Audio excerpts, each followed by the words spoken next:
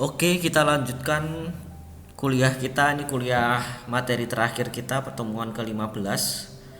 Kemarin kita udah bahas mengenai kisah dari Rockefeller yang dimana pada akhirnya keputusan dari Rockefeller untuk bekerja sama dengan Vanderbilt itu ternyata agak menghambat bisnisnya Rockefeller karena kereta Vanderbilt itu tidak semuanya melewati jalur-jalur distribusi, sehingga dia harus bekerja sama dengan rivalnya Vanderbilt yaitu Tom Scott yang memiliki jalur kereta di negara bagian yang lain.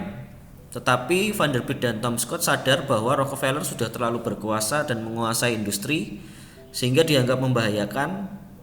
Kemudian Vanderbilt dan Tom Scott ini dia menaikkan harga kargo minyaknya Rockefeller untuk diangkut di keretanya mereka, sehingga harga dari Standard Oil mau nggak mau harus jadi lebih mahal.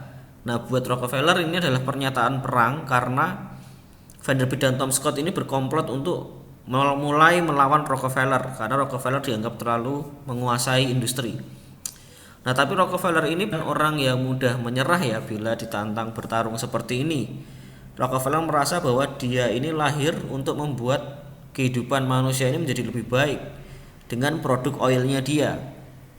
Dan tak disangka dan tak diduga Rockefeller menemukan solusi dari kesulitan distribusi Standard Oil ini yang datangnya dari tempat tidak terduga, di mana solusi ini akan dapat menghancurkan bisnis Vanderbilt dan Tom Scott secara bersamaan. Bagaimana solusinya? Kita lihat di sini. Suatu hari, teknisi dari Standard Oil itu menemukan cara bahwa kerosin atau minyak tanah itu bisa dialirkan melalui pipa yang bisa dimodifikasi pipanya dari pabrik yang untuk menyuling minyak mentah ke pabrik pengemasan. Nah, teknisi ini menggunakan pipa supaya lebih mudah mengalirkan minyak tersebut. Ternyata setelah melakukan penelitian, pipa ini dapat dipanjangkan. Panjangnya ternyata tidak terbatas sesuai kebutuhan mereka. Dan Rockefeller tahu ini dan melihat ini sebagai peluang baru. Artinya pipa-pipa ini dapat dipanjangkan sampai antar negara bagian, bahkan dipanjangkan sampai ke seluruh Amerika. Dia bisa membuat pipa yang mengalir di seluruh Amerika, maka Rockefeller tidak membutuhkan kereta api lagi. Rockefeller langsung minta teknisnya untuk memproduksi pipa tersebut supaya lebih aman dan lebih lebar, sehingga pipa itu dipasang di pabrik penyulingan langsung ke pabrik pengemasan di negara bagian yang lain. Nah, mulailah pekerjaan berat ini. Rockefeller berusaha keras untuk melaksanakan bahwa ide pipanya ini bisa sebagai pengganti kereta api. Nah, dia bisa menang telak melawan Vanderbilt dan Tom Scott kalau dia bisa membuat pipa sebanyak mungkin melewati seluruh negara bagian di Amerika. Dan ini tentunya bukan pekerjaan yang gampang karena dia harus membuat pipa sepanjang mungkin. Pekerja-pekerja dari Rockefeller bekerja sangat keras. Dia membangun jaringan pipa Standard Oil ke seluruh Amerika, bahkan harus melewati bukit-bukit. Beberapa bukit harus dihancurkan agar pipa-pipanya itu dapat melewati beberapa negara bagian. Dan ketika ini akhirnya berhasil, pekerjaan ini selesai, perusahaan Standard Oilnya Rockefeller ini telah membangun jaringan pipa itu hampir sepanjang 6.400 km menghubungkan seluruh negara bagian di Amerika. Nah, ini sangat luar biasa bagaimana pekerja Rockefeller bekerja sangat keras untuk membuat jaringan pipa di seluruh Amerika. Singkat cerita, Amerika berkembang menjadi sangat luar biasa dengan minyak tanahnya Standard Oil ini. Bukan bisa saja dijual dengan harga yang lebih murah, mereka nggak butuh kargo kereta lagi. Dan juga ini menghancurkan dua lawan Rockefeller secara bersamaan, yaitu Vanderbilt dan Tom Scott. Secepat itulah industri kereta mulai krisis karena kargonya sudah tidak dipakai lagi untuk mengangkut minyak, sehingga perusahaan Vanderbilt dan Tom Scott ini merugi. Mereka rugi besar-besaran karena keretanya tidak dipakai untuk mengangkut minyak lagi. Mereka harus menutup beberapa jalur, kemudian beberapa pekerja kereta api harus jadi pengangguran, hilang pekerjaan. Nah, ini membuat kesekian kalinya negara Amerika harus mengalami krisis ekonomi, dan kemiskinan di mana-mana berusaha merontok, dan terjadi jurang antara si kaya dan si miskin mulai melebar. Untuk pertama kali sejumlah besar orang Amerika menjadi pengangguran.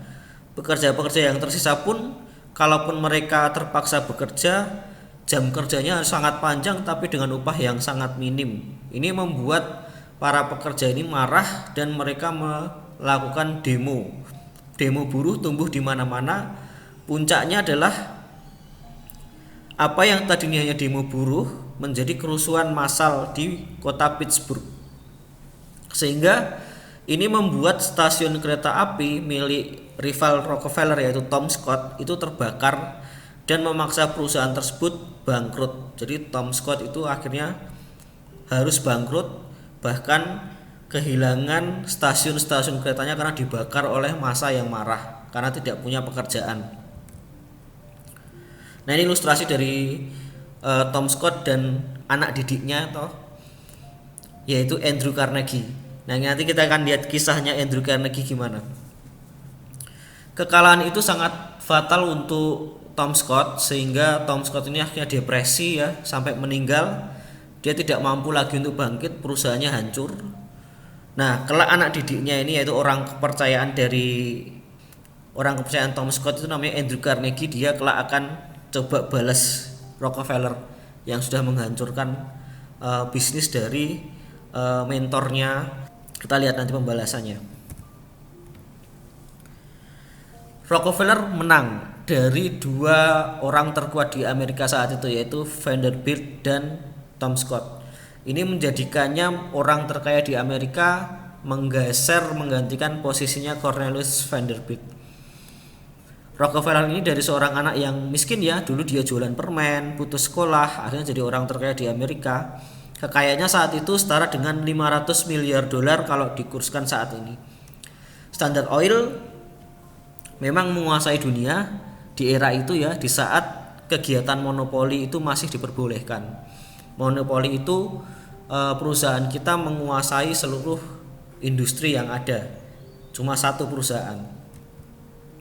Memasuki abad ke-20 akhirnya ada undang-undang anti monopoli di negara Amerika oleh para politikus. Akhirnya dilihat bahwa ini tidak baik nih jika ada perusahaan-perusahaan yang menjadi monopoli seperti ini, sehingga dilarang monopoli itu dilakukan. Akhirnya Standard Oil dipaksa oleh pemerintah untuk memecah perusahaannya menjadi 33 perusahaan. Ini saking besarnya Standard Oil ini sehingga harus dipecah menjadi 33 perusahaan. Pecahan-pecahan perusahaan itu masih ada sampai sekarang. Kalau kalian tahu perusahaan minyak Caltex, Exxon, Mobil, nah itu hanyalah pecahan dari Standard Oil. Jadi mereka dipecah jadi banyak perusahaan, 33. Pecahan-pecahannya itu masih ada sampai sekarang, diantaranya Caltex dan Exxon. Nah, kalian bayangkan perusahaan Caltex aja sebesar itu hanya pecahan dari Standard Oil. Bayangkan betapa besarnya Standard Oil di masa itu.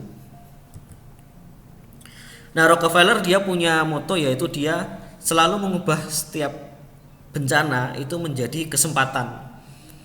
Saat kargo dinaikkan oleh Vanderbilt dan Tom Scott, dia mengubah itu menjadi kesempatan untuk membuat pipa-pipa yang ini akhirnya membuat perusahaannya menguasai dunia dan sekaligus menghancurkan dua orang lawannya itu tadi, yaitu Vanderbilt dan Tom Scott. Tom Scott bahkan depresi sampai meninggal dan perusahaannya bangkrut semuanya. Lalu gimana akhir kisahnya? Siapakah sebenarnya yang menjadi orang paling berkuasa di Amerika pada akhirnya? Adalah Andrew Carnegie. Masih ingat Andrew Carnegie ini adalah anak didiknya dari Tom Scott yang dia bertekad akan mengalahkan Rockefeller. Nah, Andrew Carnegie ini menjadi orang Amerika terkaya sepanjang masa. Dia mengalahkan Rockefeller. Mungkin sampai saat ini kalau kalian lihat kekayaan dari orang terkaya di Amerika kayak Elon Musk, Bill Gates, atau mungkin Mark Zuckerberg seperti itu masih jauh di bawah kekayaannya Andrew Carnegie di masa itu. Jadi dia ini orang terkaya sepanjang masa di Amerika. Dia membalaskan dendam mentornya yaitu Tom Scott yang dibangkrutkan oleh Rockefeller hingga depresi. Andrew Carnegie pada akhirnya menciptakan sebuah perusahaan yang sangat besar juga, yang mungkin hanya bisa disaingi oleh Rockefeller, dan dia ini akhirnya lebih unggul. Perusahaan itu adalah perusahaan bergerak di bidang baja, yaitu US Steel. Dia menjadi raja di industri baja. Kita lihat negara Amerika berkembang, gedung-gedung bertingkat dibangun, jembatan-jembatan besar dibangun, semuanya menggunakan baja dari US Steel pada waktu itu. Kekayaan Carnegie kalau diprediksi itu adalah 5.000 triliun, menjadikannya manusia terkaya di Amerika sepanjang masa. Sampai saat ini belum ada yang bisa mengalahkan kekayaan Andrew Carnegie, seorang anak didik dari Tom Scott tadi. Nah, di masa tuanya Carnegie ini dia menghabiskan hartanya untuk kegiatan kemanusiaan. Dia akhirnya perusahaan US Steel ini akhirnya dijual ke JP Morgan. Kemudian dengan hartanya yang sangat banyak itu, dia banyak bergerak di bidang filantropi. Dia untuk membantu kegiatan kemanusiaan. Dia membangun banyak sekali perpustakaan, universitas, bahkan ada Universitas Andrew Carnegie di Amerika sana, universitas yang sangat megah. Kemudian dia ini lebih kaya dari negara Amerika itu sendiri. Jadi Andrew Carnegie ini individu yang lebih kaya dari sebuah negara. Nah, pada waktu itu Filipina itu berada di bawah cengkraman Spanyol dan Amerika yang berperang. Nah, untuk menebus agar Filipina itu bisa merdeka, Andrew Carnegie ini membayar dengan uang pribadinya sebesar 20 juta dolar ke negara Spanyol supaya rakyat Filipina bisa merdeka dari jajahan Spanyol. Jadi bisa dibayangkan betapa mulianya hati Andrew Carnegie ini. Dia menghabiskan hartanya yang sangat banyak itu untuk kegiatan-kegiatan kemanusiaan, bahkan membantu sebuah negara seperti Filipina untuk merdeka dari negara jajahannya Spanyol. Seperti itu. Nah, oke, itu adalah kisah dari tokoh-tokoh yang membangun negara Amerika menjadi negara yang kuat seperti sekarang. Kita belajar mulai dari Vanderbilt, kemudian ada Rockefeller, ada Tom Scott, kemudian ada Andrew Carnegie. Semuanya adalah penguasa-penguasa industri di masa itu, di masa awal-awal manusia menemukan mesin dan terjadi revolusi industri. Nah, dari keempat tokoh ini, manakah yang menjadi favorit kalian? Silahkan kalian tuliskan di kolom komentar di bawah beserta opini dan alasan-alasannya. Terima kasih, sampai jumpa di kuliah manajemen strategik berikutnya.